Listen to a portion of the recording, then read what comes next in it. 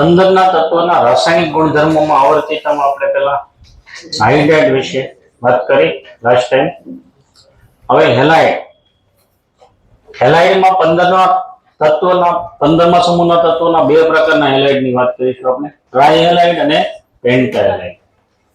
ટ્રાઇહેલાઇડ MH3 પ્રકારના ટ્રાઇહેલાઇડ છે, એ સમૂહ 15 ના બધા તત્વો બનાવશે. એટલે nitrogen, phosphorus, arsenic, antimony, bismuth બધાના ટ્રાઇહેલાઇડ મળે. પેન્ટાહેલાઇડ નાઇટ્રોજનના નહીં મળે. આ ટ્રાઇહેલાઇડ છે, દાખલા તરીકે PCl3 આપણે આવી ગયું કેમિકલ બોન્ડિંગમાં. એમાં P પર એક અબંધકારક ઇલેક્ટ્રોન યુગ્મ, 3 બંધકારક ઇલેક્ટ્રોન યુગ્મ. તો કુલ 4 ઇલેક્ટ્રોન યુગ્મ એટલે એને સમાવવા 4 કક્ષકો જોઈએ. તો મધ્યસ્થ પરમાણુની કક્ષકોનું સંકલન કેવું હોય? sp3. અને આકાર કેવો હોય? ત્રિકોણીય પિરામિડલ આકાર હોય. એક અબંધકારક ઇલેક્ટ્રોન યુગ્મ હોય, 3 બંધકારક ઇલેક્ટ્રોન યુગ્મ. એટલે ત્રિકોણીય પિરામિડલ શેપ થશે. હવે નાઇટ્રોજન છે એના NF3 સિવાયના જે ટ્રાઇહેલાઇડ છે અસ્થાયી હોય છે. એટલે નાઇટ્રોજનના ટ્રાઇહેલાઇડ NF3, NCl3, NBr3 અને Ni3.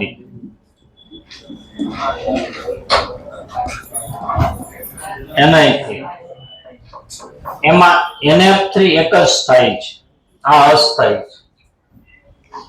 કારણ કે એમાં બંધ લંબાઈ વધી જાય, બંધ નિર્બળ બની જાય, કદમાં મોટા તફાવત અને ઓછી ધ્રુવીયતા, વિદ્યુત ઋણતાનો તફાવત ઘટી જાય, એટલે બંધની ધ્રુવીયતા ઘટી જાય.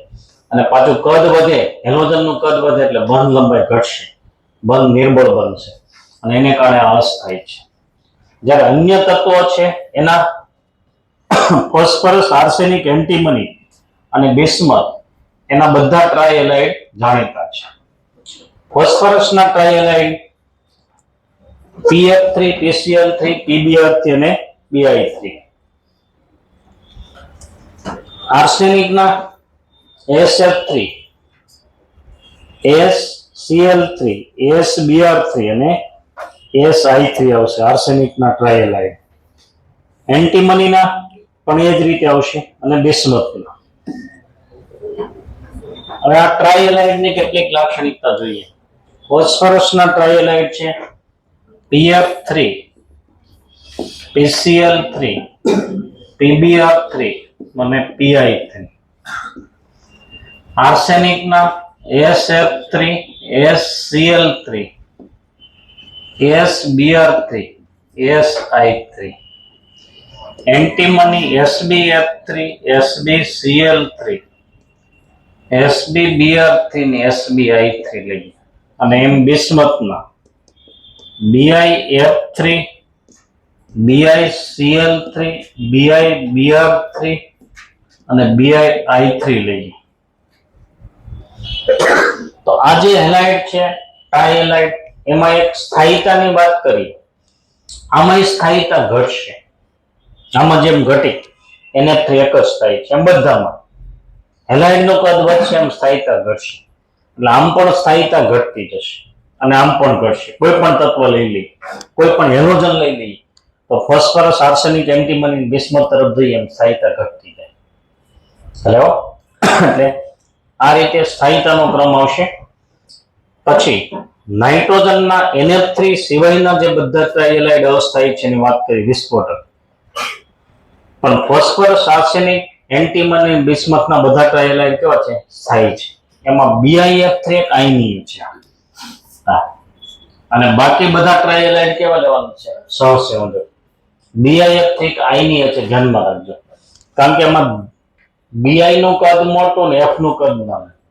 ધન આયન મોટા કદનો હોય તો ધ્રુવીભવન ક્ષમતા ઓછી, અને ઋણ આયન નાના કદનો હોય એટલે એનું ધ્રુવીભવન ઓછું. ધ્રુવીભવન ઓછું થાય તો કોવેલેન્ટ કેરેક્ટર ઓછું. એટલે એક આ આયનીય છે, બાકીના સહસંયોજક છે. હવે આ જે ટ્રાઇહેલાઇડ છે એનું જળ વિભાજન અલગ અલગ રીતે થાય છે. બધાના ક્લોરાઇડ, ટ્રાઇક્લોરાઇડ લીધા છે. અહીંયા NCl3 લઈએ, NCl3, PCl3,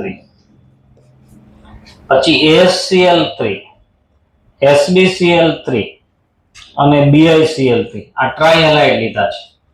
આ બધાનું જળ વિભાજન અલગ અલગ રીતે થાય છે. NCl થીનું જળ વિભાજન થાય તો એનું હાઇડ્રાઇડ મળે છે. એમોનિયાનું હાઇડ્રાઇડ કહેવાય ને નાઇટ્રોજનનો. અને ઓક્સી HClO એટલે એનું ઓક્સો એસિડ કહેવાય, ક્લોરીનનો ઓક્સો એસિડ કહેવાય, બરાબર. એટલે હાઇપોક્લોરસ એસિડ કહીએ છીએ આપણે, હાઇપોક્લોરસ એસિડ મળે છે. બાકી બધામાં HCl મળે છે, આમાં એક હાઇપોક્લોરસ એસિડ મળે છે. પછી ફોસ્ફરસના ટ્રાઇક્લોરાઇડનું જળ વિભાજન કરો તો પાછો એનો હાઇડ્રાઇડ નથી મળતો, એનો ઓક્સો એસિડ મળે છે. H3PO3 શું કહેવાય? ફોસ્ફરસનો ઓક્સો એસિડ કહેવાય, ઓર્થો ફોસ્ફરસ એસિડ, એટલે ઓક્સો એસિડ મળે છે. જ્યારે આર્સેનિકના ટ્રાઇક્લોરાઇડનું જળ વિભાજન કરો તો પાછો એનો ઓક્સાઇડ મળે છે. શું મળે છે? ઓક્સાઇડ. HCl તો છે જ બધામાં. પછી એન્ટીમની અને બિસ્મથ, એમાં શું મળે છે? એન્ટીમનીમાં SbOCl અને બિસ્મથમાં BiOCl. આમાં પાછો હાઇપોહેલાઇટ આયન નથી. જેમ આમાં ClO- એટલે એને હાઇપોક્લોરાઇટ આયન કહેવાય. KClO હોય, KClO તો પોટેશિયમ હાઇપોક્લોરાઇટ કહેવાય. પણ આમાં પાછો હાઇપોક્લોરાઇટ નથી, આ ઓક્સીક્લોરાઇડ છે. O- 2 ને Cl- 1 એટલે Sb+3 બે ઋણ આયનો છે. એટલે આ એન્ટીમની ઓક્સીક્લોરાઇડ અને બિસ્મથ ઓક્સીક્લોરાઇડ મળે છે, બરાબર. એટલે બધાનું જળ વિભાજન અલગ છે. જળ વિભાજનની નિપજો ધ્યાનમાં રાખજો બધા કેસમાં. હવે વાત કરીએ પેન્ટાહેલાઇડની. સમૂહ 15 ના તત્વો છે, એમાં નાઇટ્રોજન એક પેન્ટાહેલાઇડ નહીં બનાવે. નાઇટ્રોજન પાસે ડી કક્ષકો અવેલેબલ નથી, એટલે મહત્તમ સંયોજકતા કેટલી થશે? 4. એટલે નાઇટ્રોજન પેન્ટાહેલાઇડ બનાવતો નથી. પણ બાકીના જે તત્વો છે એ પેન્ટાહેલાઇડ બનાવે છે, MX5 પ્રકારના પેન્ટાહેલાઇડ. દાખલા તરીકે આપણે PCl5 કેમિકલ બોન્ડિંગમાં ભણી ગયા. એની સંયોજકતા કોષમાં 5 ઇલેક્ટ્રોન, 5 Cl સાથે એક એક ભાગીદારીમાં વપરાય ને, એટલે અબંધકારક આવશે નહીં, 5 બંધકારક. 5 બંધકારક કઈ રીતે ગોઠવાય?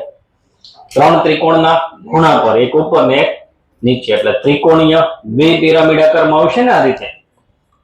એટલે એમાં મધ્યસ્થ પરમાણુની કક્ષકોનું સંકલન sp3d પ્રકારનું હોય. 5 કક્ષકો જોઈએ એટલે sp3d પ્રકારનું સંકલન અને ત્રિકોણીય દ્વિપિરામિડ.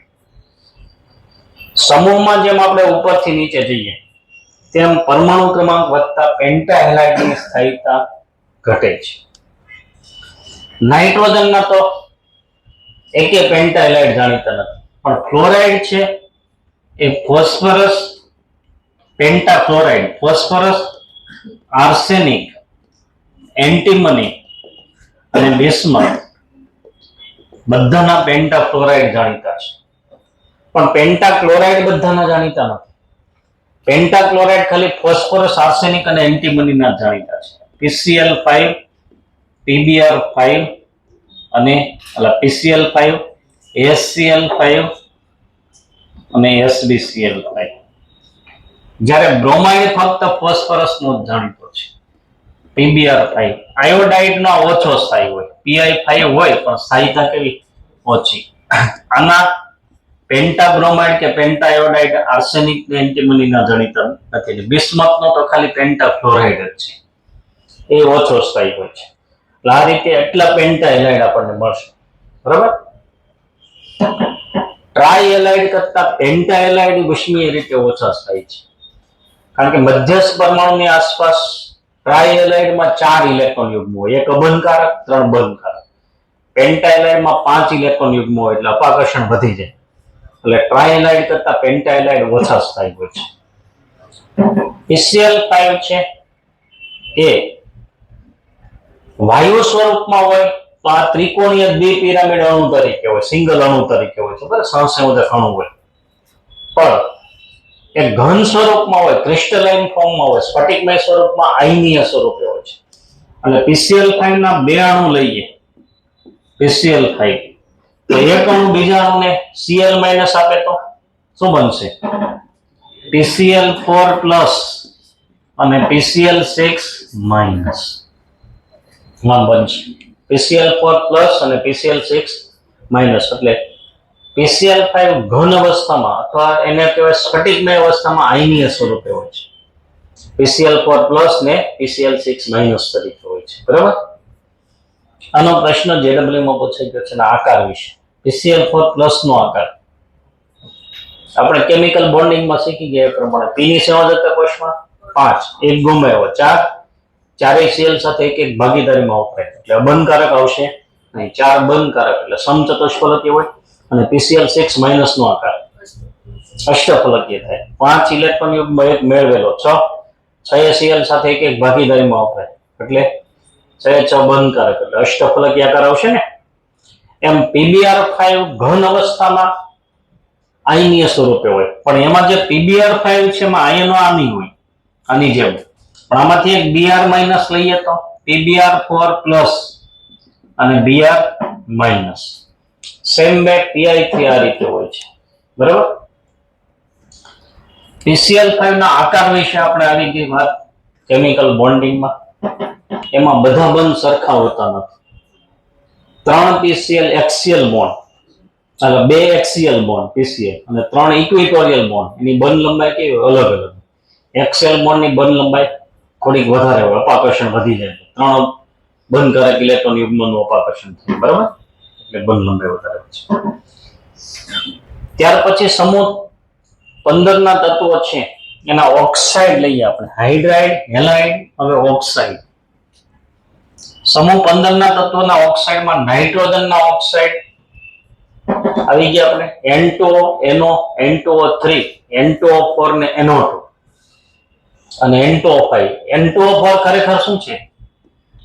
NO2 નો ડાઈમર છે.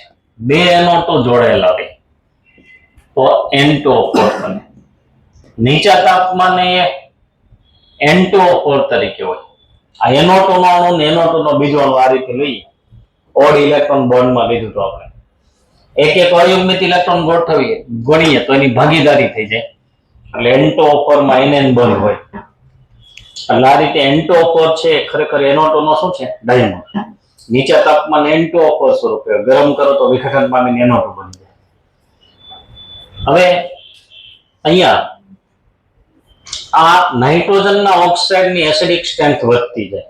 આમ N નો ઓક્સિડેશન અંક વધતો જાય ને એ N ની કેટલી +1, અહીંયા +2, +3, +4, +5 એમ એના ઓક્સાઇડનું એસિડિક કેરેક્ટર વધતો જાય. એમાં આપણે પહેલા 2 ઓક્સાઇડ કેવા લઈએ છીએ? N2 અને NO તટસ્થ ઓક્સાઇડ અને બાકીના એસિડિક છે. ફોસ્ફરસ, આર્સેનિક, એન્ટીમની અને બિસ્મથ M2O3 અને M2O5 પ્રકારના ઓક્સાઇડ બનાવે છે. ફોસ્ફરસના oxide P2O3, P2O5, આર્સેનિકના H2O3, H2O5, બિસ્મથના Bi2O3 અને Bi2O5 અને એન્ટીમની ના બાકી Sb2O3 અને Sb2O5 અને Bi2O3, Bi2O5. ફોસ્ફરસના ઓક્સાઇડ છે એ ખરેખર દ્વિઅણુ તરીકે હોય. M2O3 કે M2O5 પ્રકારના ઓક્સાઇડ છે દ્વિઅણુ તરીકે. એટલે P2O3 છે P4O6 તરીકે અને P2O5 છે પેન્ટોક્સાઇડ, ટ્રાયોક્સાઇડ ને પેન્ટોક્સાઇડ એ P4O10 તરીકે હોય છે. એમાં P4O10 છે એમાં 4 P પરમાણુ એકબીજા સાથે સમચતુષ્ફલકીય રીતે જોડાયેલા હોય અને વચ્ચે ઓક્સિજનની લિંક આવશે. ઓક્સિજન પરમાણુ છે એની લિંક આવશે, વચ્ચે O ની લિંક આવશે. કોઈ પણ 2 P પરમાણુ વચ્ચે એક ઓક્સિજન, આ 2 P વચ્ચે ઓક્સિજન, આ 2 P વચ્ચે ઓક્સિજન, આ બંને P વચ્ચે ઓક્સિજન, આ બંને P વચ્ચે પણ ઓક્સિજન, આ બંને P વચ્ચે ઓક્સિજન. આ બંધારણ છે P4O6 નું. P4O6 નું બંધારણ. P4O10 નું બંધારણ લખવું હોય તો દરેક P સાથે હજુ એક એક ઓક્સિજન લખી દેવાનું. ડબલ બોન્ડ થી લખી દઈએ આ રીતે. તો P4O10 નું બંધારણ. કેમિકલ બોન્ડિંગમાં આપણે પ્રશ્ન આવી ગયો. JEE માં પૂછેલો છે, નીટ કે JEE માં. P4O10 માં સિગ્મા બંધની સંખ્યા, દરેક P સાથે 4 સિગ્મા બંધ થાય, 16 સિગ્મા બંધ, 4 પાઈ બંધ થાય, ડબલ બોન્ડ છે માં એક પાઈ બંધ લીધી, બરાબર. P4O10 નું બંધન. હવે એની એસિડિક, બેઝિક અને ઉભય ગુણધર્મી છે એની વાત કરીએ આપણે. તો નાઇટ્રોજન ને ફોસ્ફરસ ના ઓક્સાઇડ સ્ટ્રોંગલી એસિડિક હોય, પ્રબળ એસિડિક છે.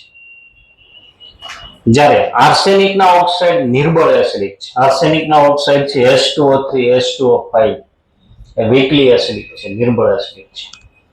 એન્ટીમની ના ઓક્સાઇડ છે એમ્ફોટેરિક એટલે ઉભય ગુણધર્મી છે. અને બિસ્મથ ના ઓક્સાઇડ નિર્બળ બેઝિક છે. એટલે ઓક્સાઇડ નો એસિડિક, બેઝિક, ઉભય ગુણધર્મી સ્વભાવને તટસ્થ. નાઇટ્રોજન ના ઓક્સાઇડ સ્ટ્રોંગલી એસિડિક, પણ બે ઓક્સાઇડ કેવા છે N2 અને NO એ તટસ્થ છે. આપણે તટસ્થ ઓક્સાઇડ ટોટલ તમારે 3 યાદ રાખવાના છે. N2O, NO અને કાર્બન નો એક ઓક્સાઇડ લીધો ને CO, એ તટસ્થ ઓક્સાઇડ. એટલે નાઇટ્રોજન અને ફોસ્ફરસ ના ઓક્સાઇડ સ્ટ્રોંગલી એસિડિક સિવાય કે N2 અને NO. ફોસ્ફરસ અને આર્સેનિક ના ઓક્સાઇડ વીકલી એસિડિક, નિર્બળ એસિડિક હોય. અને એન્ટીમની ના ઓક્સાઇડ એમ્ફોટેરિક, ઉભય ગુણધર્મી. અને બિસ્મથ ના ઓક્સાઇડ નિર્બળ બેઝિક હોય છે. પછી ધાતુ પ્રત્યે પ્રતિક્રિયાત્મકતા. સમૂહ 15 ના તત્વો છે, ધાતુ સાથે પ્રક્રિયા કરીને તેમની -3 ઓક્સિડેશન અવસ્થા ધરાવતા સંયોજનો બનાવે છે, બરાબર. દાખલા તરીકે કેલ્શિયમ નાઇટ્રાઇડ, નાઇટ્રોજન કેલ્શિયમ સાથે Ca3N2. કેલ્શિયમ નાઇટ્રાઇડમાં શું હશે? Ca+2 એટલે 3Ca+3 અને N-3 આવશે ને, 3Ca+6 થશે એટલે 2N-6 એટલે N-3 નાઇટ્રાઇડ. પછી calcium phosphide Ca3P2, calcium phosphide, phosphide એટલે P-3 આયન, બરાબર. પછી સોડિયમ આર્સેનાઇડ એટલે Na+1 એટલે As-3 થશે ને. ત્યાર પછી ઝિંક એન્ટીમોનાઇડ Zn3Sb2 અને મેગ્નેશિયમ બિસ્મુથાઇડ Mg3Bi2. આ બધામાં આ જે સમૂહ 15 ના તત્વ છે એની ઓક્સિડેશન અવસ્થા કેટલી લેવાય? -3. ધાતુ વધુ વિદ્યુતધર્મી છે. આમાં બિસ્મથ ધાતુ છે પણ એની સાપેક્ષમાં વધુ વિદ્યુતધર્મી છે મેગ્નેશિયમ. ત્યાર પછી આ સમૂહનો છેલ્લો ટોપિક જે આગલા બે સમૂહમાં ભળી જાય, સમૂહ 15 નું પ્રથમ તત્વ એટલે કે નાઇટ્રોજન એ સમૂહના બાકીના તત્વો એટલે ફોસ્ફરસ, આર્સેનિક, એન્ટીમની અને બિસ્મથ સાથે ગુણધર્મોમાં કંઈક જુદાપણું દર્શાવે છે ને, બરાબર. તો એનું કારણ શું છે? એનોમેલસ બિહેવિયર નું કારણ શું છે? 4 કારણો તો આપણે મેઇન દરેક સમૂહમાં વાત કરી. નાનું કદ, ઊંચી વિદ્યુત ઋણમયતા, ઊંચી આયનીકરણ એન્થાલ્પી, સંયોજકતા કોષમાં ડી કક્ષકોનો અભાવ, અને બીજું લખી શકાય પીપાઈ મલ્ટિપલ બોન્ડ એટલે કે બહુબંધ બનાવવાની ક્ષમતા. પીપાઈ મલ્ટિપલ બોન્ડ બનાવી શકે છે, એને કારણે અલગ પડે છે. કઈ બાબતમાં અલગ પડે છે તો એ જોઈએ તો નાઇટ્રોજન સામાન્ય તાપમાને અને દબાણે કયા સ્વરૂપે છે? વાયુ સ્વરૂપે. જ્યારે બાકીના તત્વો ફોસ્ફરસ, આર્સેનિક, એન્ટીમની, બિસ્મથ ઘન સ્વરૂપે હોય છે, બરાબર. નાઇટ્રોજનના ઓક્સાઇડ એકાણ્વીય છે. નાઇટ્રોજનના ઓક્સાઇડ N2O, NO, N2O3 આ બધા કેવા છે? એકાણ્વીય છે. અને બાકીના તત્વોના ઓક્સાઇડ કેવા છે? દ્વિઅણ્વીય. ખાસ કરીને ફોસ્ફરસ, આર્સેનિક. આર્સેનિકમાં S4O6 ને S4O10 લખી શકાય એટલે એ દ્વિઅણ્વીય તરીકે હોય છે. એટલે આ બાબતમાં એક અલગ પડે છે. ડાયોક્સાઇડ ને પેન્ટોક્સાઇડ છે દ્વિઅણ્વીય. નાઇટ્રોજનના હાઇડ્રાઇડ છે. નાઇટ્રોજનનો હાઇડ્રાઇડ કયો? નાઇટ્રોજનનો હાઇડ્રાઇડ કયો લખાય? NH3. હાઇડ્રોજન બંધથી સ્થાયી થયેલો છે ને. જ્યારે બાકીના જે તત્વોના હાઇડ્રાઇડ છે એ કેવા છે? અસ્થાયી છે, સરળતાથી વિઘટન પામી જાય. હાઇડ્રોજન બંધ હોતો નથી અને બંધ ઉર્જા ઓછી હોય, બંધ લંબાઈ વધારે હોય. પછી નાઇટ્રોજનની મહત્તમ સંયોજકતા કેટલી છે? 4, કારણ કે એમાં ડી કક્ષકો પ્રાપ્ય નથી. જ્યારે બાકીના તત્વો છે એની મહત્તમ સંયોજકતા 4 કરતા વધારે હોઈ શકે ને, 5 કે 6 છે. NH3 સિવાયના નાઇટ્રોજનના ટ્રાયહેલાઇડ થાય છે. નાઇટ્રોજનનો ટ્રાયહેલાઇડ NF3, NCl3, NBr3 અને Ni3. એમાં વધુ સ્થાયી કયો? એક NF3. NCl3, NBr3, Ni3 કેવા છે? અસ્થાયી છે. પછી નાઇટ્રોજન નિષ્ક્રિય શા માટે છે? તો એ નાઇટ્રોજન N2 અણુ છે, એની પ્રક્રિયા કરવા માટે પહેલા 2 N છૂટા પાડવા પડે. અણુ છે એનું પરમાણુમાં રૂપાંતર થાય તો NN બંધ તોડવો પડે. પણ ટ્રિપલ બોન્ડ છે એટલે બંધ મજબૂત હોય છે, બંધ સંયોજન ઊર્જા વધારે હોય અને એને કારણે નિષ્ક્રિય છે નાઇટ્રોજન. આપણે કેમિકલ બોન્ડિંગમાં આવી ગયું, એમાં Cn- સાથે સરખામણી હતી. Cn- અને N2 સમ ઇલેક્ટ્રોનીય છે, છતાં Cn- સક્રિય છે, N2 નિષ્ક્રિય છે. ત્યાં પાછું વિકલ્પમાં ઊંચી બંધ વિયોજન ઊર્જા નહોતો, પણ એક વિકલ્પ આપ્યો તો બંધ ધ્રુવીયતાની ગેરહાજરી.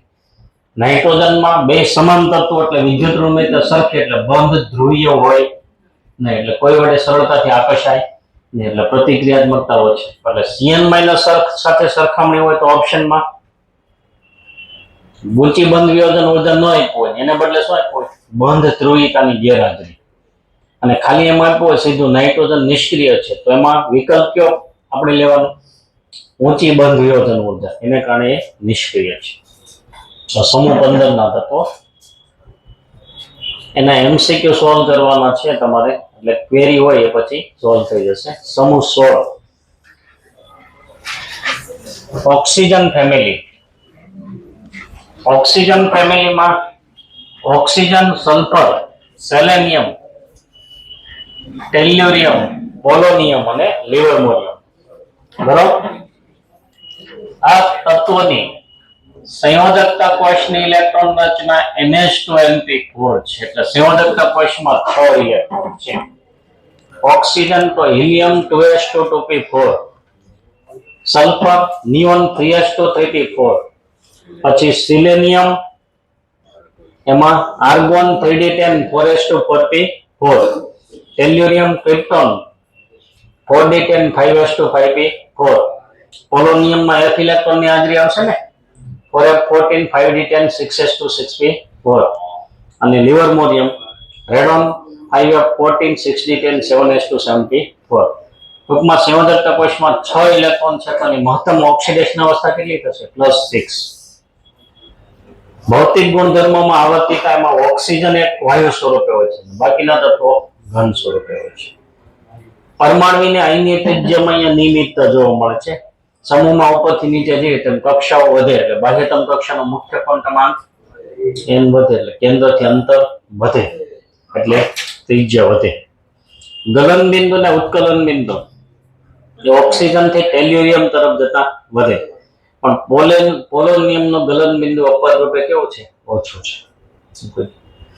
ઘનતા પણ સમૂહમાં નિયમિત રીતે વધતી જાય છે. 16મા સમૂહના તત્વોમાં ઉપરથી નીચે જઈએ તેમ ઘનતામાં ક્રમશઃ વધારો થાય છે. હવે ઇલેક્ટ્રોન બંધોતામાં જે અપવાદ આવે છે એ ધ્યાનમાં રાખવાનો છે. ઓક્સિજન, સલ્ફર, સેલેનિયમ, ટેલ્યુરિયમ અને પોલોનિયમ, એમાં આપણે ઓક્સિજન અને સલ્ફરનો અપવાદ લીધો છે ને, એનું કારણ શું? ઓક્સિજનની સંયોજકતા કોષના જે 6 ઇલેક્ટ્રોન છે શેમાં છે? બીજી કક્ષામાં. અને સલ્ફરના સંયોજકતા કોષના 6 ઇલેક્ટ્રોન ત્રીજી કક્ષામાં છે ને. પેલા તો ઇલેક્ટ્રોન બંધુતા એટલે શું? પરમાણુમાં ઇલેક્ટ્રોન દાખલ થાય ત્યારે થતો એન્થાલ્પીનો ફેરફાર ને. વાયુરૂપ તટસ્થ પરમાણુમાં ઇલેક્ટ્રોન દાખલ થાય ત્યારે થતો એન્થાલ્પીનો ફેરફાર. ઇલેક્ટ્રોન સરળતાથી દાખલ થાય તેમ શું થાય? વધારે ઉર્જા મુક્ત થાય. સરળતાથી ઇલેક્ટ્રોન દાખલ થાય એમ વધારે ઉર્જા મુક્ત થાય એટલે ઇલેક્ટ્રોન બંધુતા વધારે કરવાની, આકર્ષણ વધારે થાય. આમાં ખરેખર ઇલેક્ટ્રોન બંધુતા કોની હોવી જોઈએ? વધારે. ઇલેક્ટ્રોન બંધુતા અથવા ઇલેક્ટ્રોન પ્રાપ્તિ એન્થાલ્પી કહીએ છીએ ને, ઇલેક્ટ્રોન એફિનિટી ઓર ઇલેક્ટ્રોન ગેઇન એન્થાલ્પી, એ ઓક્સિજનની વધારે હોવી જોઈએ. પણ ઓક્સિજનમાં જે બીજી કક્ષામાં 6 ઇલેક્ટ્રોન એને કારણે ઇલેક્ટ્રોન ઇલેક્ટ્રોન વચ્ચે અપાકર્ષણ વધારે હોવાથી દાખલ થતા ઇલેક્ટ્રોનને અપાકર્ષણનો સામનો કરવો. દાખલ તો થશે જ, ઇલેક્ટ્રોન મેળવવાની વૃત્તિ છે એટલે, પણ અપાકર્ષણનો સામનો કરવો પડે. એટલે સલ્ફર ને ઓક્સિજનમાં અપવાદ છે ઇલેક્ટ્રોન બંધુતામાં. બરાબર, ઇલેક્ટ્રોન બંધુતાના મૂલ્યો આપેલા છે, પણ એ મૂલ્યો નથી મહત્વ. એટલે ઓક્સિજનનું નાના કદને લીધે શું થાય છે, તેના ઇલેક્ટ્રોન માટે નાના વિસ્તાર પર વહેંચાયેલું હોય છે. એટલે દાખલ થતા ઇલેક્ટ્રોનને શું કરવું પડે છે, અપાકર્ષણનો સામનો કરવો પડે છે. અને એને કારણે ઓક્સિજનની ઇલેક્ટ્રોન બંધુતા સલ્ફર કરતા કેવી છે, ઓછી છે. બરાબર, ઓક્સિજનની આમ તો સૌથી ઓછી થઈ ગઈ ને. ધાત્વિક ગુણ પણ તમે જાણો છો, ઓક્સિજન ને સલ્ફર શું છે, અધાતુઓ છે. સેલેનિયમ ને ટેલ્યુરિયમ અર્ધ ધાતુઓ છે. પોલોનિયમ એ રેડિયો સક્રિય ધાતુ છે, રેડિયો એક્ટિવ છે. ઓક્સિડેશન અવસ્થા, ઓક્સિજન છે -2 થી +5 ઓક્સિડેશન અવસ્થા ધરાવે. ઓક્સિજનની ધન ઓક્સિડેશન અવસ્થા ખાલી ફ્લોરિન સાથે જ હોય, ઓક્સીક્લોરાઇડમાં જ હોય. કારણ કે ફ્લોરિન એક જ ઓક્સિજન કરતા વધુ વિદ્યુતઋણ છે. બાકી કે એની ધન ઓક્સિડેશન અવસ્થા નહીં આવે. ઋણમાં બધા ઓક્સાઇડમાં -2 તો લઈએ જ છે. પેરોક્સાઇડમાં -1, સુપર ઓક્સાઇડમાં -1 આવે. પણ એની પ્લસ ઓક્સિડેશન અવસ્થા O2F2, OF2, OF5 એમાં હોય. એમાં F-1 લઈને અહીંયા O+1, O+2, +5. જો કે આ ઓછા સ્થાયી હોય.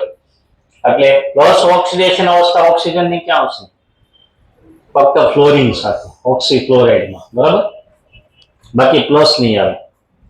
સલ્ફર, સેલેનિયમ, ટેલ્યુરિયમ એ -2, +2, +4 ને +6 ઓક્સિડેશન અવસ્થા ધરાવે છે.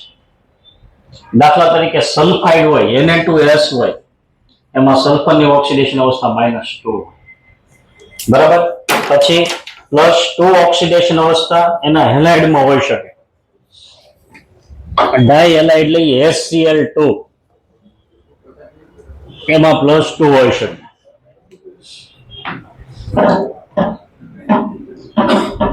HCl2 વગેરે એમાં +4 હોય. SO2 માં +4 હોય, SO3 માં +6 હોય, SOCl2 માં +4 હોય. એટલે આ રીતે -2, +4 કે +6 ઓક્સિડેશન અવસ્થાઓ ધરાવે છે. પણ પોલોનિયમમાં ઋણ ઓક્સિડેશન અવસ્થા જોવા મળે નહીં. ધાતુ તત્વ છે ને, એટલે +2 ને +4 વધારે. સમૂહમાં નીચે જતા -2 ઓક્સિડેશન અવસ્થાની સ્થાયીતા કેમ ઘટે ભાઈ? -2 આમાં જોવા મળે, આમાં નહીં મળે. વિદ્યુતઋણતા ઘટતી જાય ને, ઇલેક્ટ્રોન મેળવવાની વૃત્તિ અથવા બંધના ઇલેક્ટ્રોનને આકર્ષવાની વૃત્તિ ઘટતી જાય. એટલે -2 ની સ્થાયીતા ઘટે. પણ +6 ની ઘટે અને +4 ની વધવાનું કારણ શું? આગલા બધા સમૂહમાં શીખી ગયા, નિષ્ક્રિય યુગ્મ અસર. બરાબર, તો જાણો છો. નિષ્ક્રિય યુગ્મ અસરને કારણે +6 ઓક્સિડેશન અવસ્થાની સ્થાયીતા ઘટે છે અને +4 ની વધે છે. ત્યાર પછી બંધનનો પ્રકાર. ઓક્સિજન એક પીપાઈ મલ્ટીપલ બોન્ડ બનાવવાની ક્ષમતા ધરાવે છે ને. પીપાઈ બોન્ડ બને ઓક્સિજનમાં. પણ અન્ય તત્વોમાં ખાલી દ્વિકક્ષકોની હાજરીને કારણે શું બને છે? પીપાઈ બોન્ડ બનાવી શકે છે ને. ને પછી સમૂહમાં વૃત્તિ ઘટતી જાય, કારણ કે પછી પરમાણુઓ દૂર થતા જાય. એટલે બંધરીથી દૂર અસરકારક સંમિશ્રણ શક્ય બને નહીં. એટલે CH2 સ્થાયી છે. જેમ CO2 તો સ્થાયી છે, એમ CH2 સ્થાયી છે. પણ અહીંયા S ને બદલે તમે Ac લ્યો તો CaC2 એ અસ્થાયી છે. કારણ કે એમાં પછી C સાથે જે બે Ac જોડાયેલા હોય, Ac, એમાં Ac નું કદ મોટું. એટલે જે આ પાઈ બંધ બન્યો છે મલ્ટીપલ બોન્ડ, એ ખૂબ નિર્બળ હોય. એટલે બંધ ઉર્જા ઘટી જાય. એટલે બરાબર, CaC2 સ્થાયી નથી, CH2 CO2 સ્થાયી છે. અને CaC2 છે સરળતાથી વિઘટન પામી જાય છે. કેટેનેશન પણ આમાં પણ ખાસ આવશે નહીં. હાઇડ્રોજન પેરોક્સાઇડમાં O બોન્ડ હોય, એટલે પોતાના જ પરમાણુ સાથે જોડાવાની ક્ષમતાને શું કહીએ છીએ? કેટેનેશન. પોલીસલ્ફાઇડ અસ્તિત્વ ધરાવે છે. H2S છે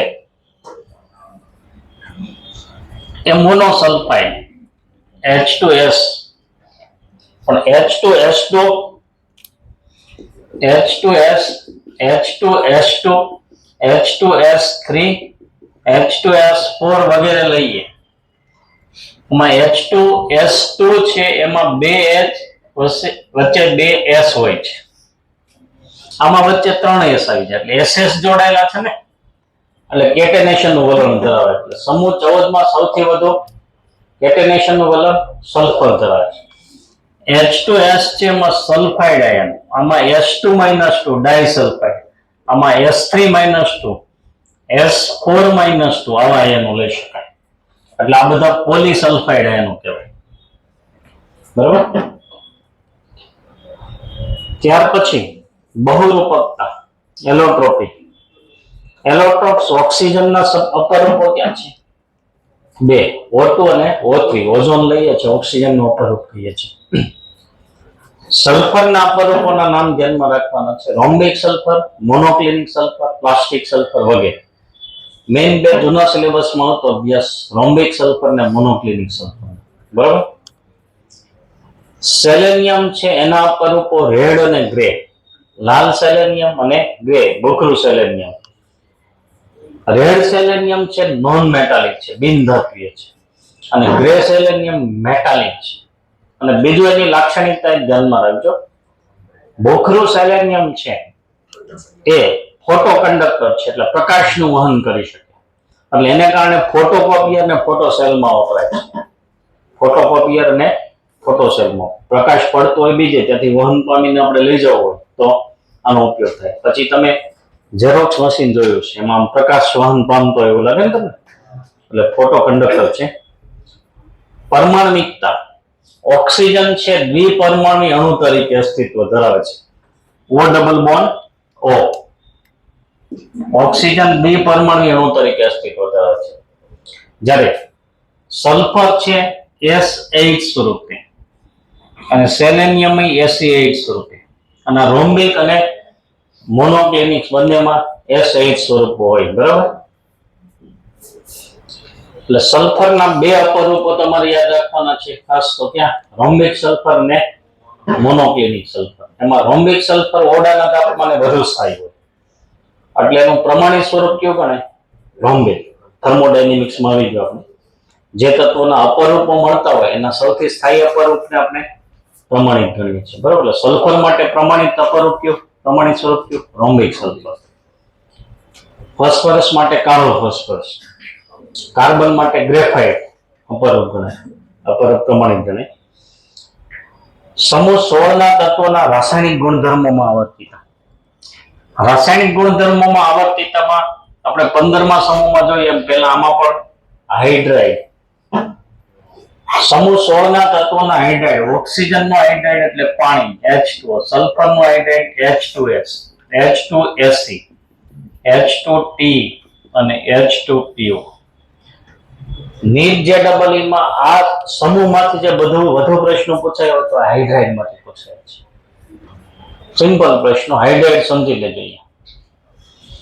પહેલા આપણે એના ઉત્કલન બિંદુનો ગુણધર્મ જોઈએ. હાઇડ્રાઇડના ઉત્કલન બિંદુ.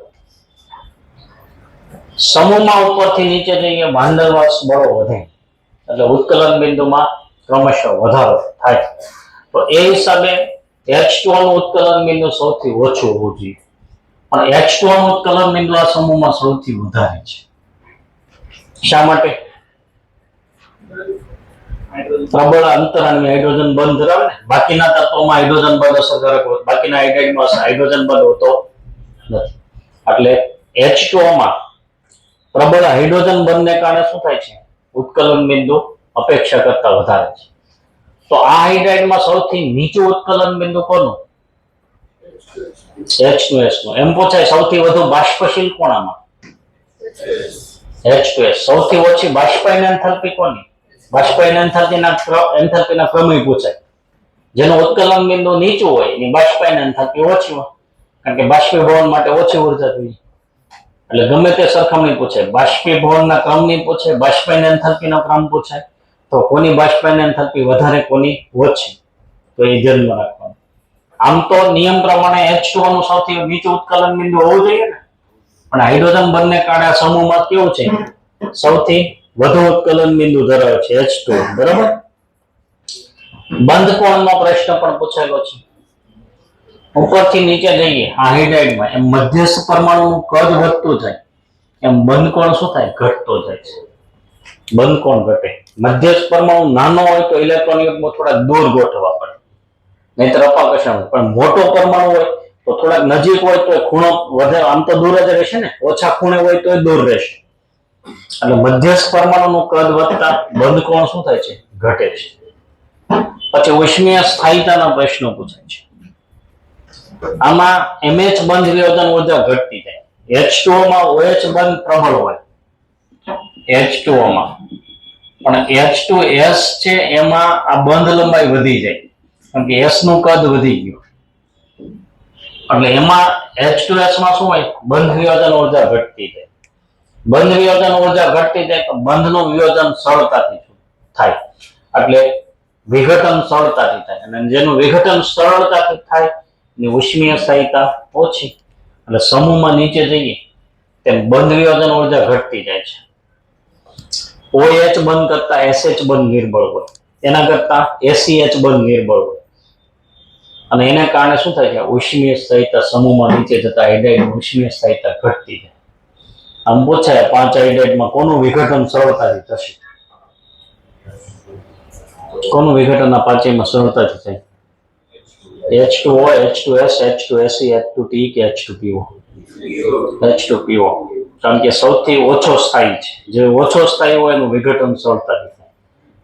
સૌથી વધુ મુશ્કેલ, સૌથી મુશ્કેલ વિઘટન કોનું? આ પાંચેયમાં H2O નું. બરાબર. Acidic character. એસિડિક કેરેક્ટર પાછું બંધ વિયોજન ઉર્જા ઘટે એટલે એસિડિક કેરેક્ટર વધતું જાય છે. આપણે તટસ્થ સંયોજન લઈએ છીએ ને H2O, આ એસિડ લઈએ છીએ. એસિડિક કેરેક્ટર વાળો પ્રશ્ન પૂછાય છે. એટલે H2O કરતા H2S ની એસિડિકતા વધારે, એના કરતા H2Se ની એસિડિકતા વધારે, એના કરતા H2Te ની એસિડિકતા વધારે, એના કરતા H2PO ની એસિડિકતા વધારે. એટલે એસિડિકતા પાછી વધતી જશે આ સમૂહમાં. ગુણધર્મો ખાસ ધ્યાનમાં રાખજો બધા. અને રિડ્યુસિંગ કેરેક્ટર એ પણ વધતું જાય. રિડક્શન કરતા તરીકેનો ગુણ વધતો જાય, કારણ કે બંધ વિયોજન ઉર્જા ઘટતી જાય એટલે હાઇડ્રોજન સરળતાથી છૂટો પડતો જાય. આમાં હાઇડ્રોજન સરળતાથી છૂટો ન પડે, એના કરતા આમાં હાઇડ્રોજનનું મુક્ત થવું સરળ, બંધ વિયોજન ઉર્જા હોય છે, એના કરતા આમાં સરળ. એટલે હાઇડ્રોજન પછી રિડક્શન કરતા તરીકે વર્તી શકે. એટલે રિડક્શન કરતા તરીકેનો ગુણ પણ વધતો જાય છે. બરાબર. પછી એસિડિક કેરેક્ટર પણ વધે છે, ઉષ્મીય સ્થાયીતા ઘટે છે, બંધ કોણ ઘટે છે, ગલન બિંદુ, ઉત્કલન બિંદુ આમ વધે, પણ અપવાદ રૂપે H2O નું સૌથી વધારે. અને એનું કારણ H2O નું ઉત્કલન બિંદુ વધારેનું હાઇડ્રોજન બંધ. બરાબર. કારણ વાળો પ્રશ્ન આવી ગયો છે. ત્યાર પછી સમૂહ 16 ના તત્વોના હેલાઇડ. સમૂહ 16 ના તત્વો MX6, MX4 અને MX2 પ્રકારના હેલાઇડ બનાવે છે. જેઓની સ્થિરતાનો ક્રમ ક્લોરાઇડ સૌથી વધુ સ્થાયી, ક્લોરાઇડ એના કરતા ઓછા સ્થાયી, બ્રોમાઇડ એના કરતા સ્થાયી, આયોડાઇડ સૌથી ઓછા સ્થાયી. એટલે સ્થાયીતા ઘટતી જાય છે. Chloride, chloride, bromide, iodide. બરાબર. MX6 પ્રકારના દાખલા તરીકે સલ્ફર લઈએ તો SF6, SF4, HCl2. એટલે MX6, MX4 અને MX2 પ્રકારના હેલાઇડ બનાવે છે. હેક્ઝા હેલાઇડ સંયોજનો પૈકી માત્ર હેક્ઝા ફ્લોરાઇડ સંયોજનો સ્થાયી હોય છે. હેક્ઝા હેલાઇડ છે એટલે SF6, HCl6, SBr6 ને Si6 લઈએ તેમાં ખાલી ફ્લોરાઇડ જ સ્થાયી હોય. ક્લોરાઇડ, બ્રોમાઇડ, આયોડાઇડ સ્થાયી હોતા નથી, કારણ કે મધ્યસ્થ પરમાણુની આસપાસ 6 ઇલેક્ટ્રોન યુગ્મ હોય છે, અને પાછો હેલોજન મોટા કદનો હોય તો અપાકર્ષણ શું થાય, વધી જાય. તેઓ વાયુ સ્વરૂપે હોય છે અને અષ્ટફલકીય બંધારણ ધરાવે છે. SF6 અવકાશીય કારણસર અવકાશમાંની ગોઠવણી એ રીતે થાય છે કે જેથી એ કેવો છે, સ્થાયી છે SF6. ટેટ્રાફ્લોરાઇડ સંયોજનો છે એમાં SF4 છે વાયુ સ્વરૂપે હોય, એની નીચે આવે ACF4 તે પ્રવાહી સ્વરૂપે હોય છે, બરાબર, અને TF4 પાછું ઘન સ્વરૂપે હોય છે. એટલે ગલન બિંદુ વધતું જાય ને નીચે જઈએ ત્યાં આ વાયુ પ્રવાહી અને આ ઘન. ઓક્સિજન સિવાયના બધા તત્વો ડાઇક્લોરાઇડ અને ડાઇબ્રોમાઇડ સંયોજનો બનાવે છે. ડાઇક્લોરાઇડ અને ડાઇબ્રોમાઇડ એટલે HCl2 બન્યો એ ડાઇક્લોરાઇડ કહેવાય, SBr2 લ્યો તો ડાઇબ્રોમાઇડ કહેવાય, ડાઇબ્રોમાઇડ. ACCl2 ડાઇક્લોરાઇડ, ACBr2 ડાઇબ્રોમાઇડ, ડાઇક્લોરાઇડ અને ડાઇબ્રોમાઇડ બનાવે છે. પછી ખૂબ જાણીતા મોનોહેલાઇડ સંયોજનો પાછા દ્વિઅણુ તરીકે હોય છે. દાખલા તરીકે SF લઈએ એ મોનોહેલાઇડ કહેવાય, પણ એ શાના તરીકે હોય? H2F2 તરીકે, બે SF જોડાયેલા, બરાબર, એમ H2Cl2, Ac2Cl2, Ac2Br2 વગેરે, અથવા H2Br2, H2Br2, પછી H2 Ac2Cl2, Ac2Br2 વગેરે, Ac2Cl2, Ac2Br2 વગેરે. આ ડાયહેલાઇડ છે વિષમીકરણ પામે છે.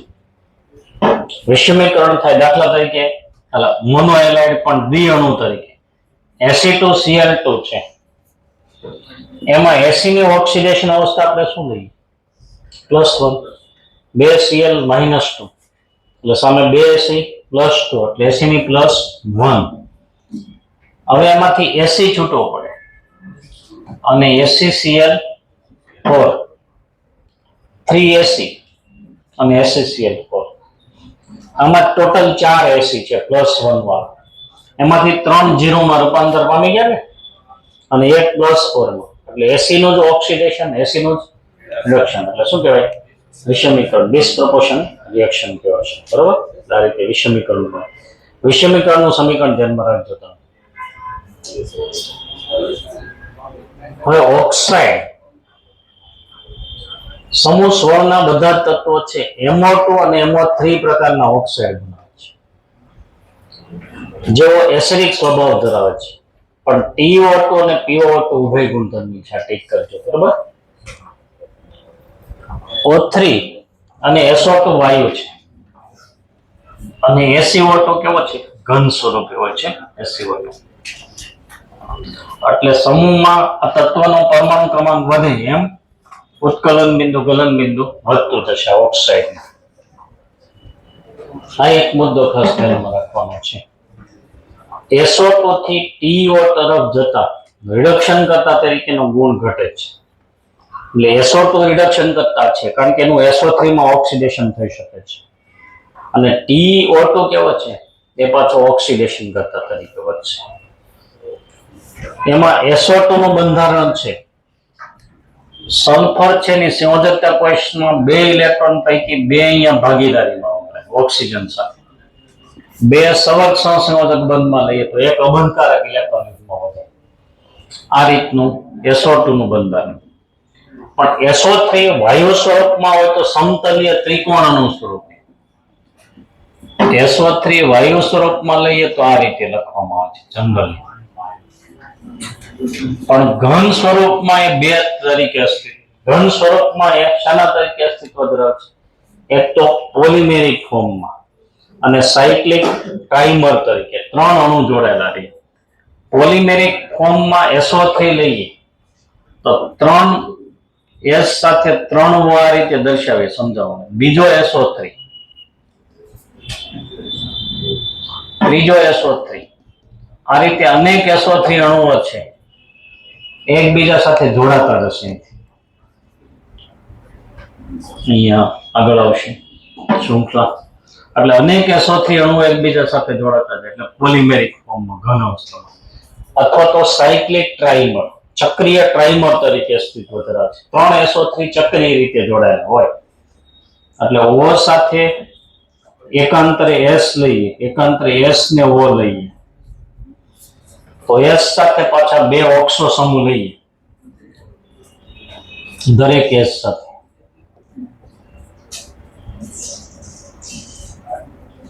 હા, તો SO3 નો એક અણુ, SO3 નો બીજો અણુ અને SO3 નો ત્રીજો અણુ.